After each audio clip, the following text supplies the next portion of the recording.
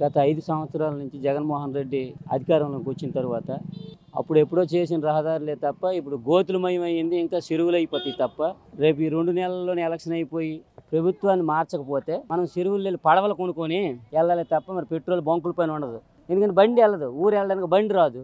ఇప్పుడు పడవ కొనుక్కొని ఈదుకొని వెళ్ళిపోవడమే ఇక ఈ జగన్మోహన్ రెడ్డి ప్రభుత్వం కానీ నెక్స్ట్ వస్తే అయితే ఏంటంటే అది రాదు. ఎందుకు రాదంటే ఈవేళ 190 మంది ప్రజానీకం ఇబ్బందులు ఫేస్ చేస్తున్నారు.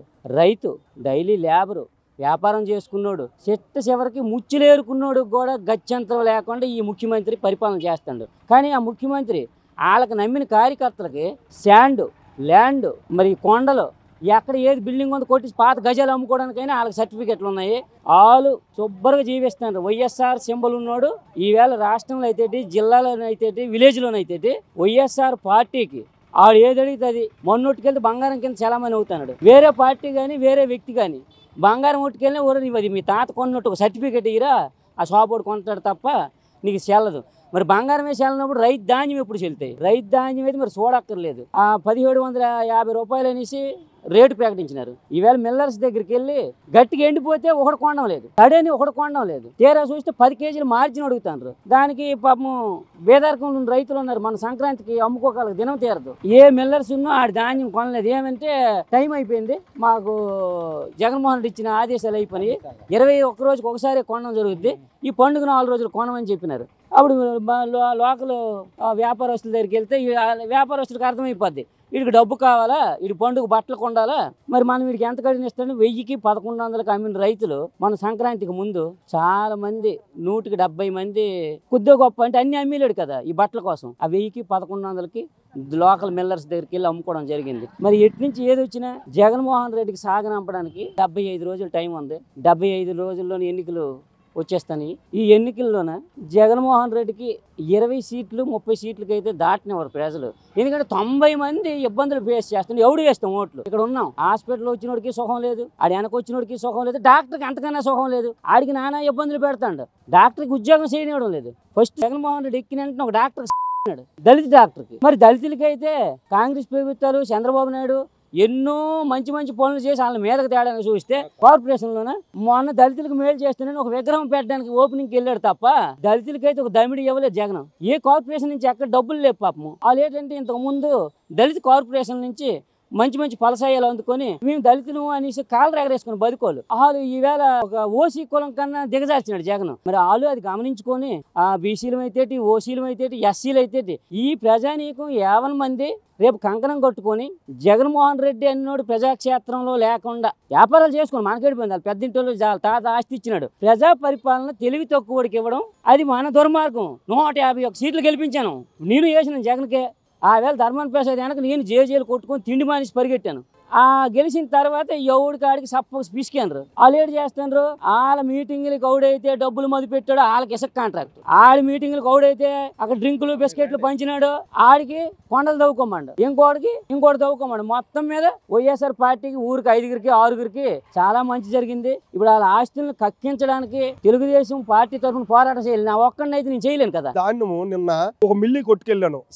సింగపురం అనేది ఒక మిల్లీ ఉంది. ఆ మిల్లీ కొట్టుకెళ్తే అయ్యా నీ ధాన్యము తడిసిపోయి నావి 32 బ్యాగులు ఒట్టుకెళ్తే 32 బ్యాగులు 15 బ్యాగులకి నేను డబ్బులు ఇస్తాను, 1000 రూపాయలకి 82 కేజీల ధాన్యం 1000 రూపాయలు లెక్క నీ ధాన్యం పడతాను, అందుకు ఇష్టపడితే నువ్వు ఉంచు లేకపోతే పట్టుకెళ్ళిపో అన్నాడు. ఆ ధాన్యం కూడా నిన్న పట్టుకొని వచ్చేసాను. వచ్చేసిన తర్వాత కళ్ళం మీద ఎండబెట్టేసి పశువులకైనా ఆడించేసుకుంటాం రా, ఎందుకు రా బాబు మాకెందుకు, మేము పండించిన దానికి ఓ సావుకారి అవన్నీ చేసి ఎంతవరకు ధర్మం? అది ధాన్యం మీద అయితే మట్టు చాలా అసూయ ఉంది. అది ఎంతవరకు ధర్మం కాదు. ఇది జగన్మోహన్ రెడ్డి మా ధాన్యం అమ్మడం ఏంటి, మేము పండించిన దానికి మిల్లీకి అప్పుడు చెప్పడం ఏంటి, ఆ మిల్లీ ఓడు క్వాలిటీ తీయడం ఏంటి? ఎంఆర్ఓ ఆఫీస్కి ఫోన్ చేస్తే ఎంఆర్ఓ హలో హలో అని అతను ఎంఆర్ఓ ఆఫీస్ డీటీ కానీ ఆర్ఏ కానీ ఎవరైనా వాళ్ళు వచ్చిన తర్వాత కూడా ఎలాగోలా మీరే సెటిల్ అయిపోయింది.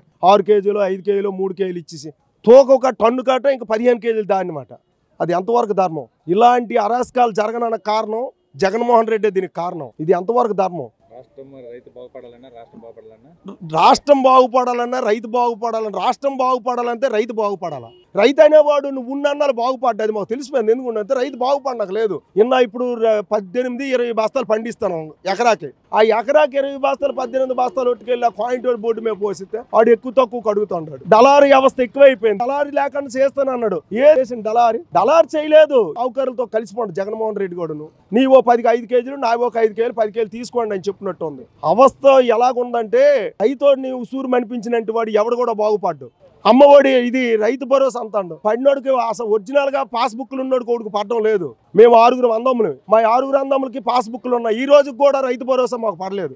అలాగే మా అలాగే ఎంతమంది ఉన్నారో. చంద్రబాబు నాయుడు టైంలో పార్టీ గురించి నేను మాట్లాడలేదు. చంద్రబాబు నాయుడు టైంలో మాకు ఎంతో కొంత పడేది రైతు భరోసా. ఇప్పుడు జగన్ వచ్చిన తర్వాత మీ పాస్బుక్ టోల్ పీ నెంబర్ లేవు, లా నెంబర్ లేవు, ఈ నెంబర్ లేవు అని చెప్పేసి మాకు మరి వేయట్లేదు, ఆ డబ్బులు వేయట్లేదు. అరే ఏటి గవర్నమెంట్ అయిపోయిందని మేము చాలా బాధపడతాం. ఎందుకంటే మా పాస్బుక్లు ఈ రోజు కూడా నాన్న చనిపోయి 22 సంవత్సరాలు అవుతుంది. మేము భూములు పంచుకొని 18 సంవత్సరాలు అయింది. ఈ వేళ మా పాస్బుక్లు మాకే అమ్ముకోవడానికి అర్హత లేనట్టు అయిపోయాయి. ఈ రోజు మద్యం అనేది షాప్కి వెళ్ళే కొనక్కర్లేదు. ప్రతి ఊర్లో ఒక బెల్ట్ షాప్ ఉంది. తెల్లవారి 5వ గంటకి పడుకోని లెగ్గాని పశువులకు కుడితెడతామా, బక్కలకు కుడితెడతామా, పిల్లలు చూస్తామా అనేవారు లేరు. కబుక్కుమని వెళ్ళగానే దొరుకుతుంది మందే. ప్రతి ఊర్లో ప్రతి ఇంటింటికి మందు ఉన్నది ఈరోజు. దీనికి కారణమవులు జగన్మోహన్ రెడ్డి. ఈరోజు మాది ఒక 50 సెంట్ల భూమి ఉంది. ఆ 50 సెంట్ల భూమి అమ్ముకోవడానికి వెళ్తేప్పటికి మీకాడ టోల్ పిన్ నెంబర్ లేదయ్యా, ఈ భూమి మరి నువ్వు అమ్మడానికి అవ్వదు, మా తాతల నుండి వచ్చిన భూమి అది, మరి చెల్లనేరదు అన్నట్టుగా మాట్లాడుతుండ్రు. దానికి కూడా కారణం జగన్మోహన్ రెడ్డి. ఇలాంటి పిచ్చి పిచ్చి పనులల్లా చేయడము ఇది ఎంతవరకు న్యాయం? ఎంతో మంది పెళ్లిళ్ళు చేసుకోవడానికి పెళ్లిళ్ళు చేసుకునేటప్పుడు ఆ భూమి అమ్మేసి కట్నం ఇచ్చి వరకట్నం అనేది ఇచ్చి పెళ్లి చేసుకున్నామన్నా అది చేసుకోలేకపోతున్నాం. ఆ భూమి పోనీ ఆ పిల్లకి ఏదో రాసేది అంటే ఆ భూమి కూడా రాసుకోలేకపోతున్నాం. ఎందుకంటే దానివల్ల కూడా చాలా ఇబ్బందులు ప్రజలు పడతారు. ఇది ఎంతవరకు ధర్మం? మన ఆంధ్రప్రదేశ్ రాష్ట్రంలోన జరిగిన పరిస్థితులు చూస్తుంటే చాలా బాధ కలిగిస్తుంది. కొత్తగా ఏర్పడిన రాష్ట్రాన్ని అదా పాతాలను తొక్కేసినాడు ఈ జగన్మోహన్ రెడ్డి. రాష్ట్రాన్ని అప్పుల పాలు చేసేసి ఇటువంటి అభివృద్ధి లేకుండా రోడ్లు చూస్తే గుంతలు, ఇటువంటి డెవలప్మెంట్ లేదు. ఏదో 10,000 5,000 ఎవరి అకౌంట్లో వేసేసి మూతుడిసేసి ఏ కాలక్షేపం గడుపుకుంటున్నారు. మళ్ళీ ఎవరైనా తిరగబడి అడిగితే వాళ్ళని పిచ్చోళ్ళ కింద ముద్ర వేసేసి ఈ రాష్ట్రాన్ని నాశనం చేశాడు జగన్మోహన్ రెడ్డి. ఈ రోజున మనకి ఇప్పుడు అధపాతాలు ఉన్న ఈ ఆంధ్రప్రదేశ్ రాష్ట్రాన్ని పైకి తీసుకురావాలంటే మళ్ళీ అనుభవజ్ఞుడైన మన చంద్రబాబు నాయుడు గారితోనే సాధ్యం తప్ప వేరే ఒకరితో సాధ్యం లేదు. మన చంద్రబాబు నాయుడు గారు ఈ 2024 ఎలక్షన్లో తప్పకుండా భారీ మెజారిటీతో గెలుస్తారు. అలాగే కింద స్థాయిలో ఉన్న మన రాష్ట్రాన్ని కూడా మన 28 రాష్ట్రాల్లో కూడా పై స్థాయికి తీసుకురాగల సత్తా ఉండే నాయకుడు అంటే చంద్రబాబు నాయుడు తప్ప మరొకరు ఎవరు లేరండి.